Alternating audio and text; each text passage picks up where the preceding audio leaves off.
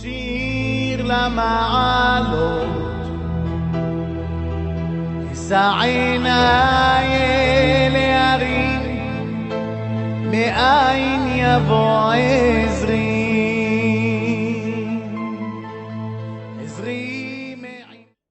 Shalom Bacha, que Hachem vous protège. Je voudrais vous souhaiter à vous tous Shabbat Shalom.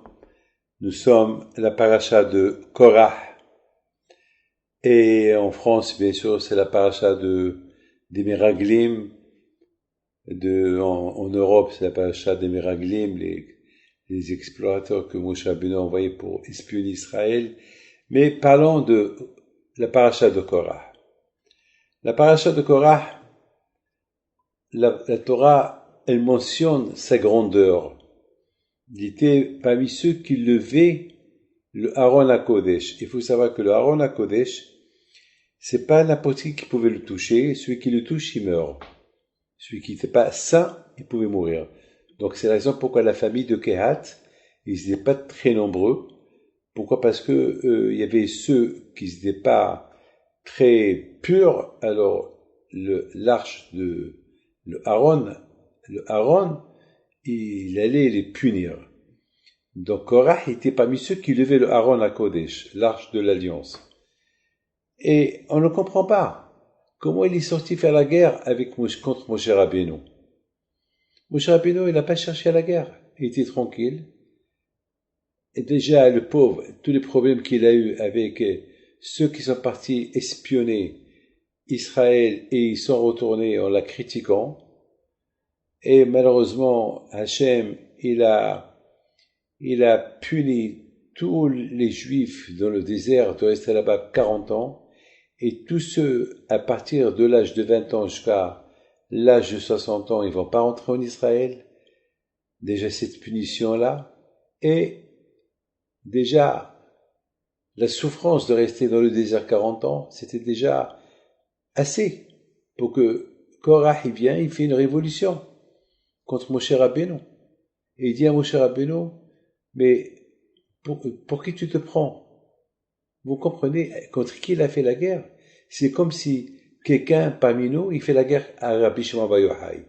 Mais d'ores et déjà la guerre est perdue. Vous savez que la Gemara Shabbat, elle raconte que là où Rabbi Shimon Bar Yochai regardait, Shemishmo, quelqu'un qui n'était pas bien, il le brûlait. Rabbi Shimon Bar Yochai, c'était, qui pouvait imaginer faire la guerre contre Moshe Rabbeinu? Korah, il oublie que c'est Moshe Rabbeinu qui l'a fait sortir de l'Égypte. Korah, il oublie que c'est Moshe Rabbeinu qui l'a fait traverser la mer. Korah, il oublie que c'est Moshe Rabbeinu qui est monté dans le ciel pour apporter la Torah. Korah, il ose réunir 250 personnes, et pas 250 personnes de quiconque. On dit Raché Sanhedrin, c'est les têtes du peuple juif, c'est les grandes tzadikim du peuple juif. C'est-à-dire que Korah n'était pas seul dans l'affaire. Mais est-ce qu'ils n'ont pas eu peur de faire la guerre contre Moshe Rabbeinu? Mais celui qui fait la guerre contre Moshe Rabbeinu, il est déjà mort. Mais qui pouvait... En plus, Moshe Rabbeinu, il parle avec Hachem tout le temps. Mais si Aaron HaKohen, il est le Kohen Gadol, c'est pas Hachem qui l'a choisi. Et d'où il se mêle Korah. Et Korah, il dit à Moshe Rabbeinu, pour qui tu te prends, et toi tu es rien du tout, et nous on est aussi des gens saints comme toi, qui collent à Eila Kiddushim, Uvtocham Hashem, toute l'assemblée elle est sainte, toute l'assemblée elle est super, et Hashem il est avec nous, et pour qui tu te prends? Il y a quelqu'un qui m'a posé une question ce matin, il m'a dit pourquoi c'est écrit qui colle Haïda? Pourquoi c'est pas écrit Kulam Kiddushim? Pourquoi la Torah elle parle en singulier et pourquoi elle parle pas en pluriel? Que Korah il dit qui Kulam Kiddushim, que toute l'assemblée est sainte. Comme Kulam, il y a Kol, Kulam. Pourquoi il dit Kol? Il aurait dû dire Kulam, Kulam Hachamim, comme on dit nous tous. Pourquoi il a dit Kol? Alors moi j'ai dit que Korah, il a voulu dire à Moshe Rabbeinu, Moshe, ne crois pas on est désunis. Qui kol ha'eda, toute l'assemblée, on est tous unis. Comme c'est écrit lorsque Hachem il a donné la Torah à Am Israël, c'est écrit Vayahan ha'am neged ha'ar, que le peuple a campé en face de la montagne, belevehad kishehad, comme une seule personne. Alors, Korah, il a voulu dire, Moshe Rabbeinu, ne crois pas qu'on te fait la guerre, nous tous on te fait la guerre, nous sommes tous unis avec Hachem. On est tous des saints, à l'exception d'une personne. Alors, s'il aurait dit Kulam, c'est-à-dire, il y a un même. Un même, ça veut dire Moshe. Parce que le nom de Moshe commence par le même. Alors, c'est pour ça que Korah a été intelligent. Il dit, Kikol ha'eda kiddushim, toute l'assemblée, elle est sainte, à l'exception de toi. Toi, tu n'es pas saint. Vous vous rendez compte?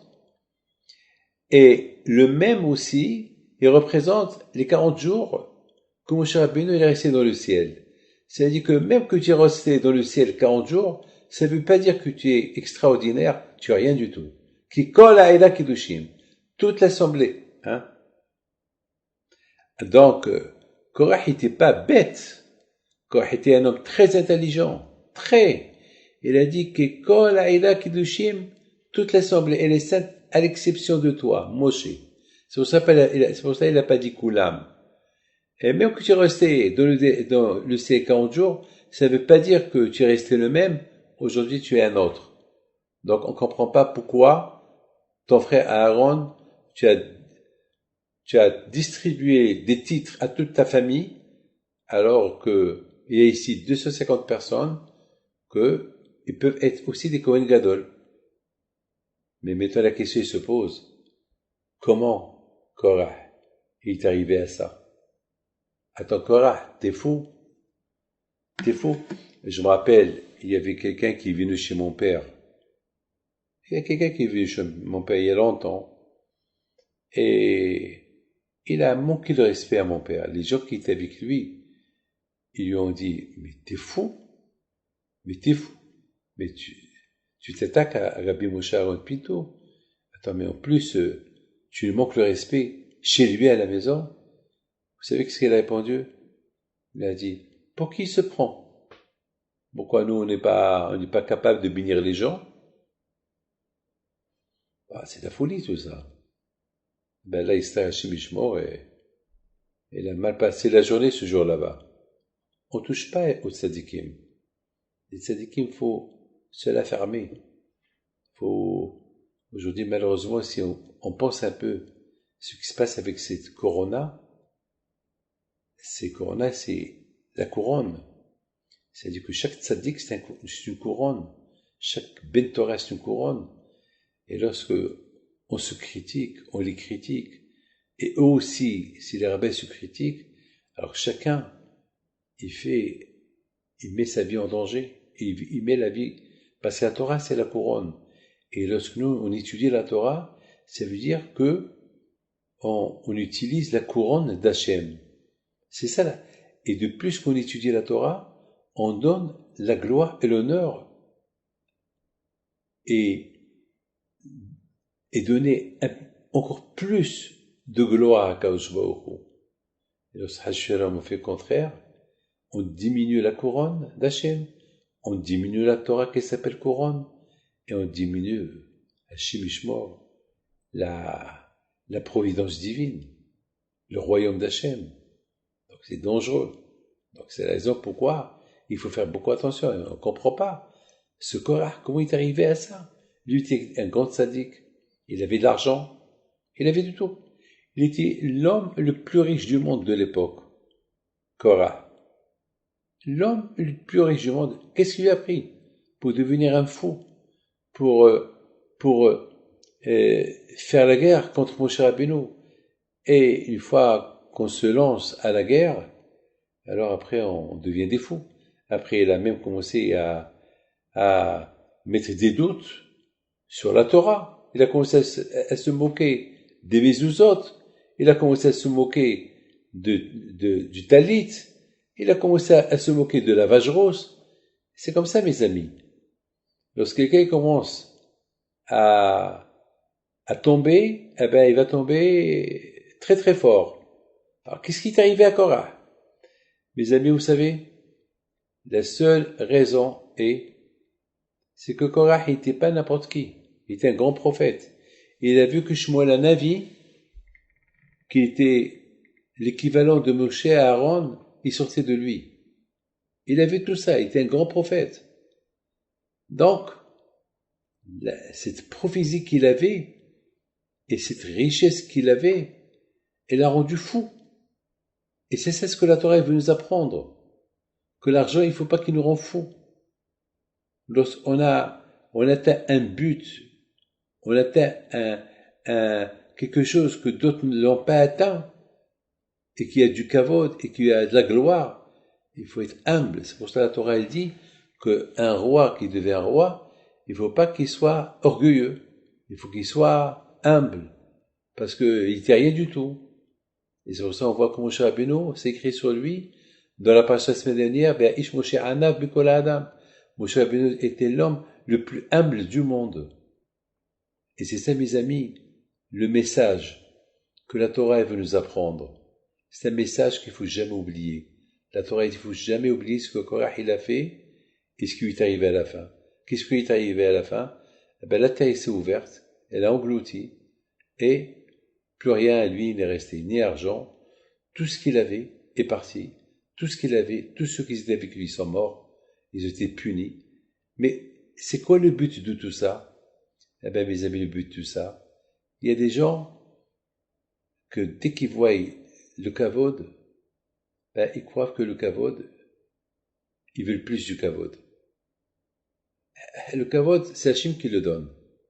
Alors déjà, contente-toi ce que Hachim t'a donné. Pourquoi demander plus? Malheureusement, c'est ça le problème. Il y a beaucoup de tzadikim qu'ils étaient rien du tout avant, et dès qu'ils ont commencé à à se connaître, ils se deviennent tzadikim, ils vont tout faire pour Hassu Shalom, hein?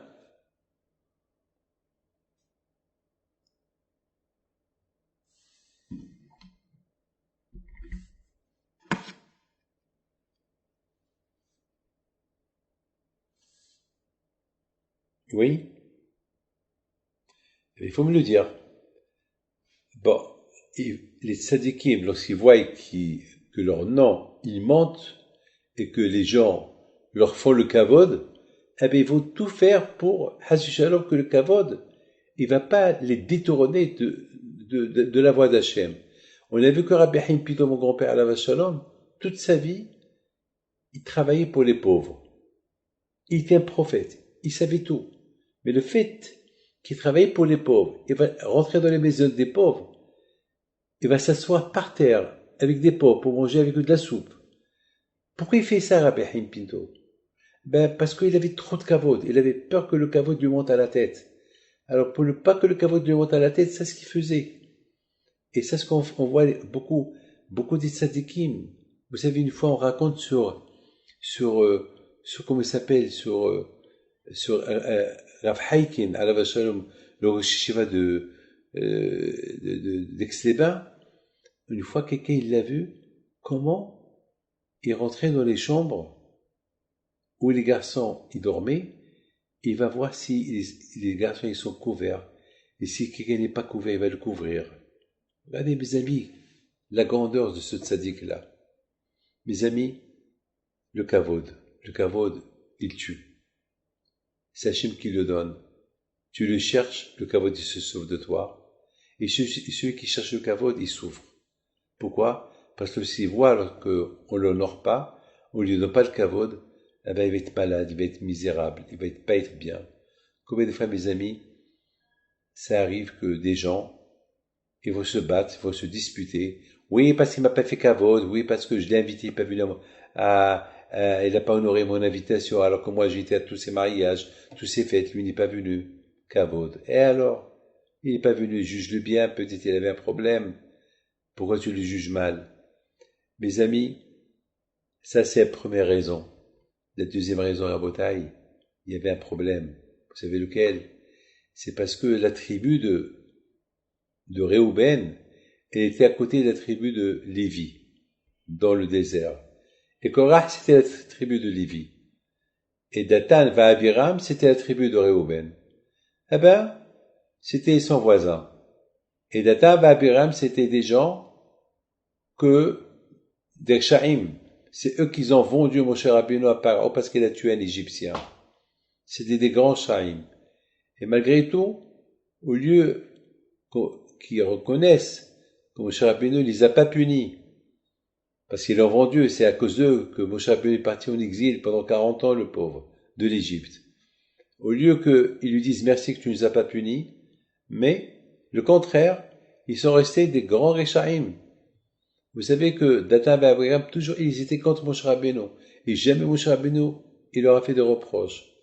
Jamais il les a punis. Jamais il les a punis.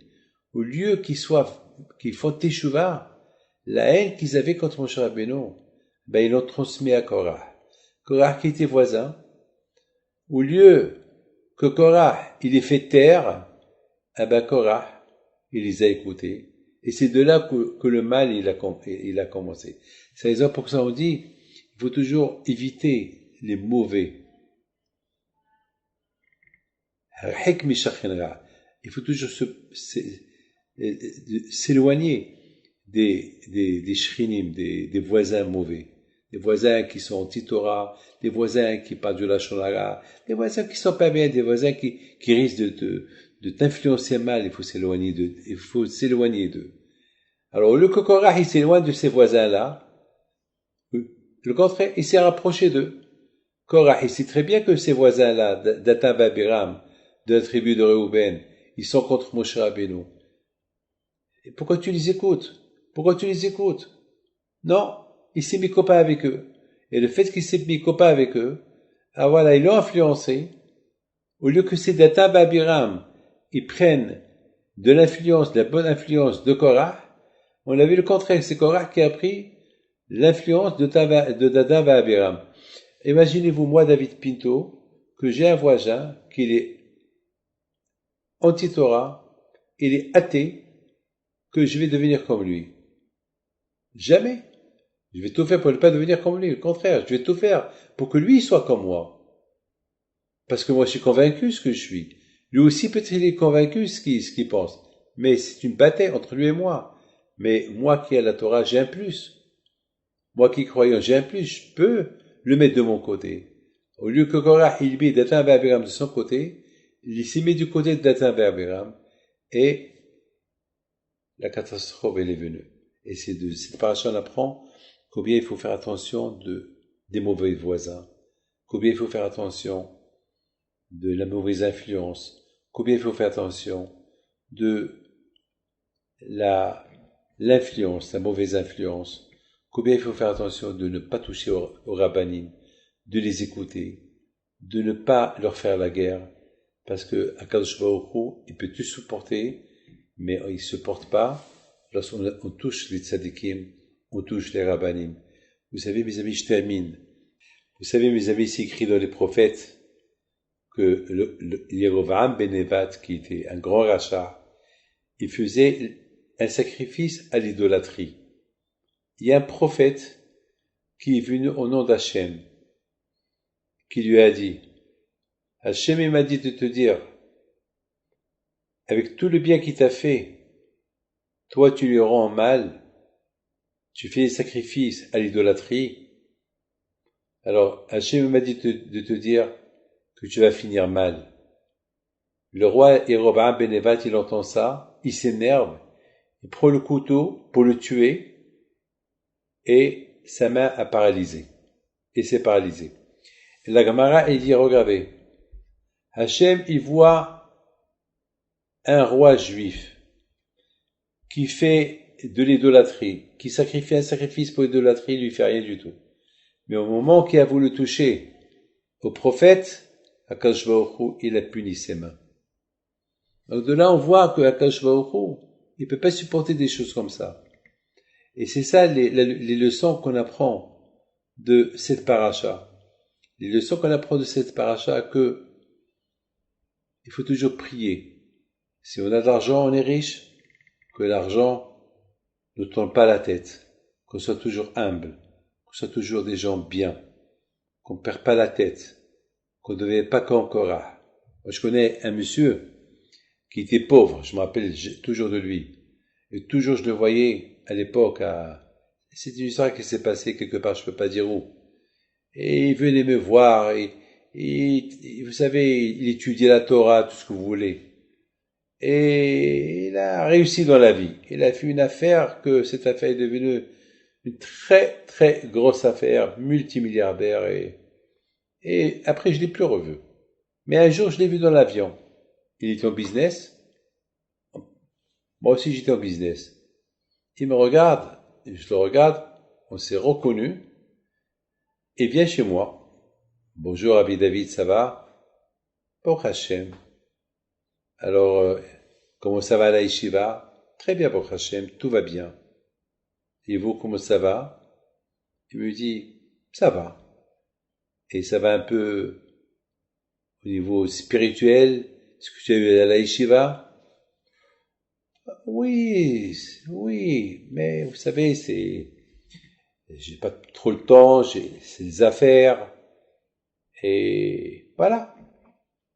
Et je dis, attends, mais au moins, tu supportes un peu les yeshivot, tu supportes un peu la Torah, mettons qu'Hachem t'a donné. Il me regarde, il me dit, Hachem il m'a donné, qu'est-ce qu'il m'a donné? Ce que j'ai eu, je l'ai eu par mes propres moyens. Et c'est comme ça qu'on répond, je l'ai regardé, je dis merci, j'ai rien à vous dire, je préfère on est dans l'avion, on va pas trop discuter, mais je pense que vous n'êtes pas reconnaissant. Reconnaissant à qui? Non, merci, à bientôt, à très bientôt, au revoir. C'est tout. J'ai plus voulu parler avec lui. J'ai compris qu'il se comporte comme Korah. Ah ben, la fin de ce monsieur-là a été terrible, terrible, terrible, terrible. Vous savez que les affaires, la roue elle tourne. Les pauvres qui deviennent riches, les riches qui deviennent pauvres. Justement, son associé, propre associé, il lui a fait un coup, un grand coup, pendant qu'il était malade. Ben, il a tout pris. Ben, bien sûr, c'est du vol, mais malheureusement, c'est comme ça. C'est comme ça. Vous savez, on ne joue pas avec Hachem. Et lorsqu'on joue avec Hachem, c'est qu'on est fou. Que le bon Dieu vous protège, je vous donne à vous tous la santé, la joie, la prospérité. Passez un bon Shabbat et que Hachem vous donne longue vie. Je vais vous envoyer un petit message court d'une minute que je voudrais bien que tout le monde l'écoute. Merci beaucoup, à très bientôt. Shabbat Shalom, je vous ai tous longue vie, j'espère que on va tous se voir dans de bonnes conditions. Merci beaucoup. אדוני ישמור צאתך ובואך מעתה